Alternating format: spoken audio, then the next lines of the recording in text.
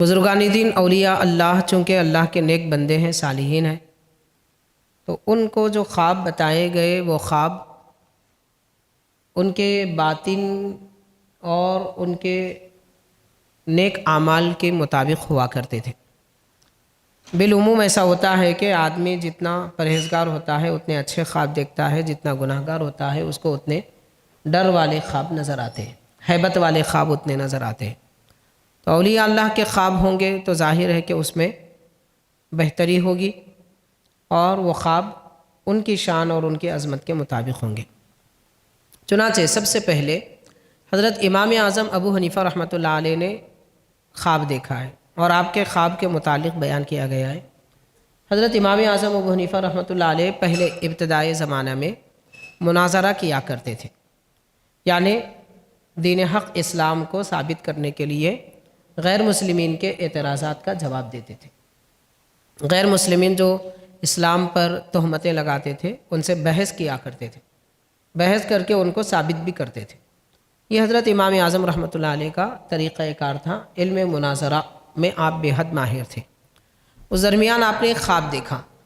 خواب یہ دیکھا کہ حضور اکرم رحمۃ للعالمین صلی اللہ علیہ وسلم کے روضہ پاک پر حاضری کے لیے آئے ہوئے ہیں اور نبی پاک علیہ الصلوۃ والسلام کا روضہ مبارک کھول کر، مزار انور ہٹا کر کھول کر آپ کے ہڈیوں کو نکال رہے ہیں۔ یہ خواب دیکھنے کے بعد حضرت امام اعظم رحمۃ اللہ علیہ کو بڑا رنج ہوا، تکلیف ہوئی کہ ایسا کیا خواب ہے، اس کی کیا تعبیر ہوگی۔ تو اس زمانے میں خواب کی تعبیر بیان کرنے والے اور اس کی حقیقت بیان کرنے والے سب سے بڑے بزرگ حضرت محمد ابن سیرین رحمۃ اللہ علیہ، جو خواب کے علوم میں، تعبیر رؤیا میں امام جانے جاتے ہیں۔ بڑے بڑے امام، فقہ کے امام، حدیث کے امام، تفسیر کے امام، دیگر امام ان سے خواب کی تعبیر لیا کرتے تھے۔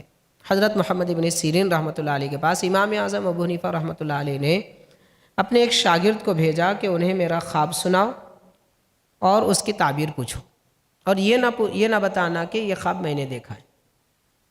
امام اعظم کا خواب ہے مگر امام اعظم نے نہ بتانے کا حکم فرمایا۔ اس کی وجہ کیا تھی؟ تو اس کی وجہ یہ بتائی گئی کہ امام اعظم رحمۃ اللہ علیہ اس لیے اپنا نام نہیں بتانا چاہتے تھے کہ خواب کی تعبیر دینے والے شخصیت کو جب دیکھتے ہیں کس کا خواب ہے تو ان کو تعبیر دینا آسان بھی ہو جاتا ہے، کیونکہ جو مقام والے ہوتے ہیں اس اعتبار سے اس کی تعبیر ہوتی ہے۔ اس لیے نام بتانے کے لیے نہیں فرمایا، یعنی ایک عام آدمی بھی یہ خواب دیکھتا تو اس کا مطلب کیا ہوتا، امام اعظم یہ جاننا چاہتے تھے، اس لیے اپنے شاگرد سے فرمایا کہ تم میرا نام نہ بتاؤ۔ محمد ابن سیرین رحمۃ اللہ علیہ نے یہ خواب سن کر فرمایا اگر یہ خواب سچا ہے، یعنی دیکھنے والے نے واقعتاً دیکھا ہے، تو اس کا مطلب یہ ہے کہ خواب دیکھنے والے حضور پاک علیہ الصلوۃ والسلام کے احادیث شریفہ کی حفاظت کریں گے۔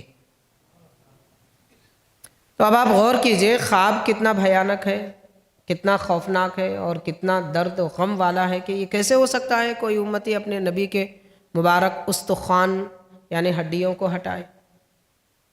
یہ ہیبت ناک خواب تھا مگر اس کی تعبیر اتنی عمدہ کہ احادیث رسول کی حفاظت کریں گے۔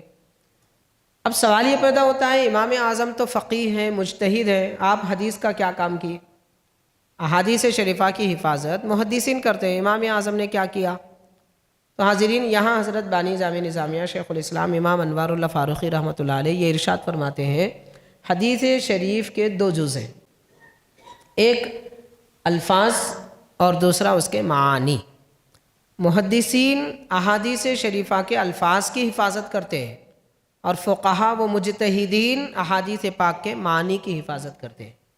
تو امام اعظم ابو حنیفہ رحمۃ اللہ علیہ نے تمام احادیث پاک کا خلاصہ فقہ میں بیان کیا، نماز، روزہ، زکوٰۃ، حج کے مسائل، تجارت، پڑوسیوں کے حقوق اور جتنے مسائل ہیں حلال حرام وغیرہ کے، عبادتوں کے سب مسائل احادیث شریفہ سے امام اعظم ابو حنیفہ رحمۃ اللہ علیہ نے بیان فرمایا۔ تو اس طرح امام اعظم نے احادیث پاک کا خلاصہ فقہ کے نام پر جو بیان کیا ہے اس پر آج تک 80% دنیا کے مسلمان عمل کرتے ہیں۔ امام اعظم کی فقہ پر تقریباً 80% دنیا کے مسلمان عمل کرتے ہیں۔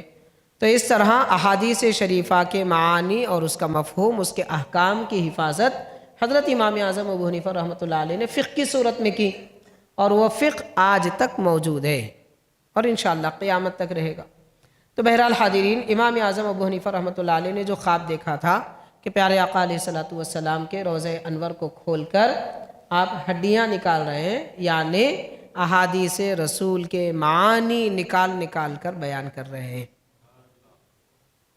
یہ تعبیر حضرت محمد ابن سیرین رحمۃ اللہ علیہ نے بیان فرمائی۔ وہ خواب بھی لکھا ہوا ہے، اس کی تعبیر بھی لکھی ہوئی ہے، اور تعبیر کی تاثیر بھی آج تک ہم دنیا میں دیکھ رہے ہیں اور انشاءاللہ اگلے دنوں میں بھی دیکھتے رہیں گے۔ حضرت امام اعظم ابو حنیفہ رحمۃ اللہ علیہ کا یہ خواب ہے۔